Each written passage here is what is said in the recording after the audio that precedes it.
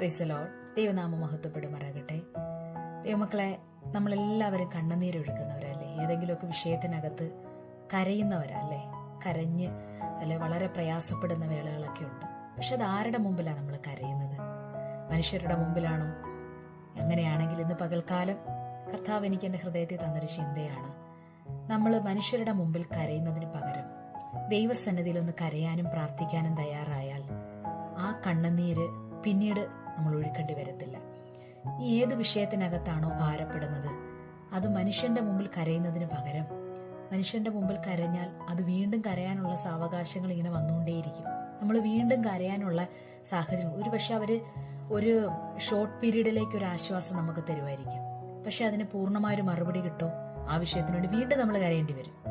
അതുകൊണ്ട് തന്നെ ഇന്ന് പകൽക്കാലം നമ്മളൊന്ന് ചിന്തിച്ചേ, അതിനു പകരം ആ സമയം ദൈവസന്നിധി നമ്മൾ പ്രാർത്ഥിക്കാനിരുന്നാൽ, കണ്ണുനീരൊഴിക്കൽ, ദൈവത്തിന്റെ മുമ്പിൽ കണ്ണുനീരൊഴുക്കിയാൽ പിന്നീട് ആ വിഷയത്തിന് വേണ്ടി കണ്ണുനീരൊഴുക്കേണ്ടി വരത്തില്ല. ബൈബിളിനകത്ത് പറയുന്നു, ഹന്ന കരഞ്ഞത് കേട്ട് ഹന്നയ്ക്കൊരു ശമൂവേൽ ബാലനെ കൊടുത്തു, അല്ലെ? അപ്പൊ ഹന്നയുടെ കണ്ണുനീര് കണ്ടിട്ടാണ് ഹന്നയ്ക്ക് മറുപടി. ഏത് വിഷയത്തിനകത്താണോ ഹന്ന കരയാനിരുന്നത് അതിന് മറുപടി ദൈവം കൊടുത്തു.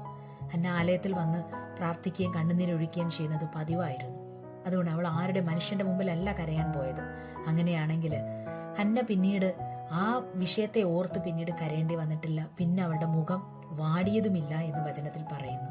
അങ്ങനെയാണെങ്കിൽ നമ്മൾ മനുഷ്യരുടെ മുമ്പിൽ കരയാനിടവരുത്താതെ, മുഖം വാടാൻ അനുവദിക്കാതെ നമ്മൾ പ്രാർത്ഥിക്കാൻ ഇരിക്കുമ്പോൾ കണ്ണുനീരോടെ നമ്മുടെ ഏത് വിഷയമായാലും അത് ദൈവസന്നിധിയിൽ കൊടുക്കാൻ ദൈവത്തിന്റെ മുമ്പിൽ കൊടുക്കാൻ തയ്യാറാണെങ്കിൽ ആ വിഷയത്തിന് വേണ്ടി പിന്നെ നീ കരയാൻ കർത്താവ് അനുവദിക്കത്തില്ല. പിന്നെ നിന്റെ മുഖം ആ വിഷയത്തിനകത്ത് വാടാനോ ആരുടെ മുമ്പിൽ ലജ്ജിക്കാനോ കർത്താവ് അനുവദിക്കത്തില്ല. ഇന്ന് പകൽക്കാലം നമ്മൾ തന്നെ ഒന്ന് ചിന്തിക്കുക, നമ്മൾ ഈ ദിവസങ്ങളിൽ നമ്മുടെ വിഷയങ്ങൾ പറഞ്ഞ് ആരുടെ മുമ്പിലാണ് കരയുന്നത്? ആരോടാ നമ്മുടെ പരാതികളും പരിഭവങ്ങളും പറയുന്നത്? അങ്ങനെയാണെങ്കിൽ മനുഷ്യരുടെ മുമ്പിലാണെങ്കിൽ ഇന്ന് പകൽക്കാലം അതിനെ തിരുത്തുക.